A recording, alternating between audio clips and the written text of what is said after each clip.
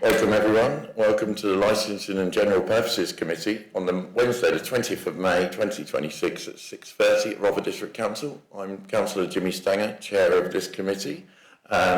Just going to start welcoming our new Vice Chair, Councillor Biggs, which is going to be for the next year. And yeah, interesting committee and good statutory duties. There we are. And we move on now to the agenda. First item is the minutes from the previous meeting, which is the previous meeting held on the 12th of January and the 18th of May 2026 as a correct record. Do we have any approvals or disagreements? All good, yeah? Approved, yeah. That's fine, let me sign them quickly.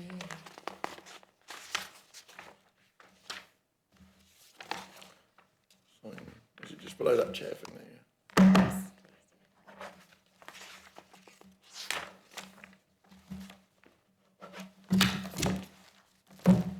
Thank you, Louise. Yes, just also I haven't introduced the officers. We've got Louise here, Officer for Democratic Services, and we've got the Head of Licensing Environmental Health Services, Richard Parker Harding, to my right. Thank you. Move on to item 2, apologies and substitutes. Apologies received from Councillors Gordon, McCourt and Tempe, and we have Councillor Mrs Kirby Green online. Thank you, Louise. Item 3, any additional agenda items? No, there are none, Chair. Thank you. Item 4, disclosure of interests and dispensations. To receive any disclosures by members of disclosable pecuniary interests or other registrable interests or non-registrable interests in matters on the agenda and the nature of any interest and details of any dispensations obtained. Members are reminded of the need to repeat their declaration immediately prior to the commencement of the item in question. Councillor Hayward. I'll just double check. I'm a paid up member of the Town Square Social Club, which is a licensed premises. I don't know whether that would count as declaration. It's personal interest, do you think, Louise? Or just as... Yeah, put it down as personal interest. Thank you, Councillor Hayward. And we move on now to any other interests? No, that's fine. No interest online, that's fine. Move on to item 5, which is the Hackney Carriage Fairs, page 3. There we are. So this is the report of Richard Parker Harding, Head of Environmental Services, Licensing and Community Safety. Consultation on increasing Hackney Carriage Fairs. Do you want to read out the recommendations? Or would you like to pass it to you? I'll pass over to Richard Parker Harding, thank you. Thank you, Chair. This report recommends consulting on increasing Hackney Carriage Fairs by 10% from October 2026. The Council has to set maximum fares that Hackney carriages can charge. Hackney carriages obviously distinguished from private hire vehicles in that Hackney carriages are allowed to apply from hire, mostly in this district, from taxi ranks.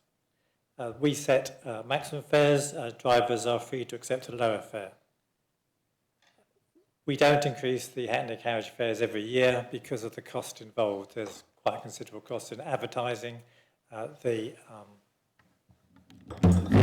change, and we also have to there's a cost to the drivers of changing the meters, and there's a cost of printing the fare cards. So it's not something we recommend doing every year.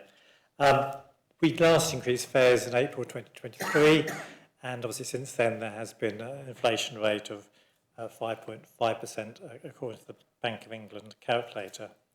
It's been quite difficult to decide what to recommend to members this year because of the changes in the price of petrol and diesel over the last few months due to the war in Iran.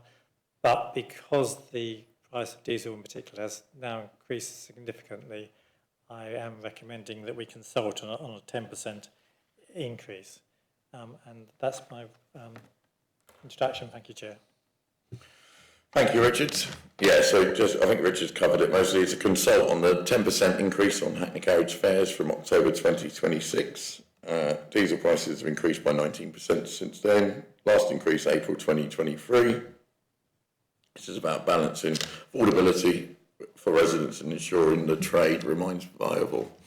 Any comments on the fare increase? consultation, sorry. Anything? No? Do I have a proposal for this recommendation? Councillor Gray proposed. Councillor Delaney, second. All those in favour of adopting the consultation to increase the Hackney carriage? Unanimous. Thank you.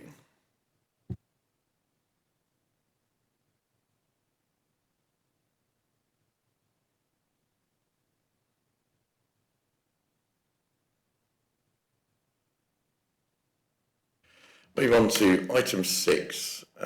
This is to recommendation to council that the licensing policy of 2026 be approved. And I hand over to Richard. Thank you, Chair. Members may recall you did actually consider this matter in meeting in January. At the meeting in January, it was agreed that we'd go out to consultation, and we did go out to consultation, and we received responses from the East Sussex Fire and Rescue Service, from our own planning colleagues, and from the Director of Public Health. Those comments have been incorporated into the policy, which have highlighted in the policy where those changes are made. There's no fundamental change to the policy itself. Basically, what has happened is that particularly the fire service and the planning officers have asked that the policy be updated to reflect the current planning regulations and the current fire regulations. And the Director of Public Health has asked for public health advice to be clearly set out in the policy. So it doesn't actually fundamentally change the policy, but it's also updated it in terms of changes to regulations, and it's incorporated the Director of Public Health's advice in terms of consumption of alcohol. The policy, only ever change to the policy we had before was that we've incorporated the government guidance, which is set out in paragraph 7 to report, which says that the authority recognises the important role that which pubs and other licensed premises play in our local communities by minimising the regulatory burden on businesses, encouraging innovation and supporting responsible premises. Obviously, this policy is really used by members in determining premises licence applications which are opposed. So that's my introduction. Thank you, Chair. Thank you, Richard. Yeah, they're just, because I remember this, it wasn't that long ago, was it? No, it was the Egyptians. So they become almost statutory consultees to any licensing applications or reviews. Yeah, that's fine. Similar to other things when you ask for it. And any questions or comments on this updated policy? Councillor Delaney. Yeah, just a small thing, Richard. Just where I think it's good where we've added in the reference to the schemes like Ask for Angela, Safe Spaces. Do we monitor the uptake of those schemes across licensees at all? I was curious. Yes, the police licensing unit, when they do their visits, will always check that whether those schemes are in place. Obviously, if there was a particular issue of a particular premises, then that may lead to a review, and then we could make it mandatory as a condition of the licence. But yeah, as a routine, when the police licensing officers visit, they will check whether those recommendations are in place. Is that sort of collated back here? Those things, or I don't regularly receive the report. I mean, we could ask the police for feedback, for statistics, but I don't normally get it, but we can ask for that.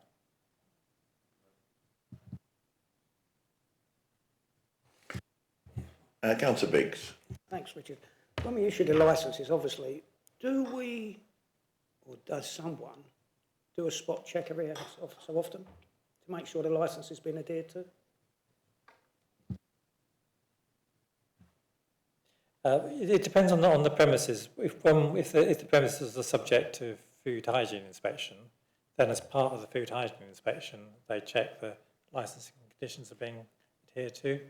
So any food premises would always that check will always take place. The other premises are checked by the police. We would only if it's not, we obviously inspect if there's a complaint or an inquiry. But generally, if it's food premises, then the food officer does the licensing checks. The other premises, the police will do it. If it was a new licence being issued, not one that's been issued in the past, and we don't know how it's been adhered to, would we ask the police to do a quick check on it to make sure everything's okay, or as a body, are we not entitled to do that? Yes, we have regular meetings with the police licensing unit, and it wouldn't be for every premises, but if it was a particularly more higher risk premises, like a new bar or a new pub, we would ask that to be carried out. But if it was more low risk premises, we probably wouldn't. If it was just a small shop, we probably wouldn't. And that would be picked up by the food officer anyway.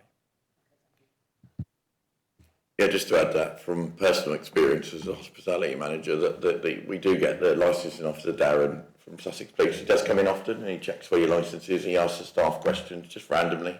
So it's not necessarily on intelligence, but I think that's part of the police's role as well, isn't it? But I do know most places in Bexhill do have a good relationship, or I see him quite often, so which is good. And I think Darren probably feeds into you, does he? Yeah. Fine. So just as a personal experience type thing. Thank you. Any more questions on this new licensing policy? No, that's fine. So can we have a mover, please? Councillor Gray, Councillor Cooper.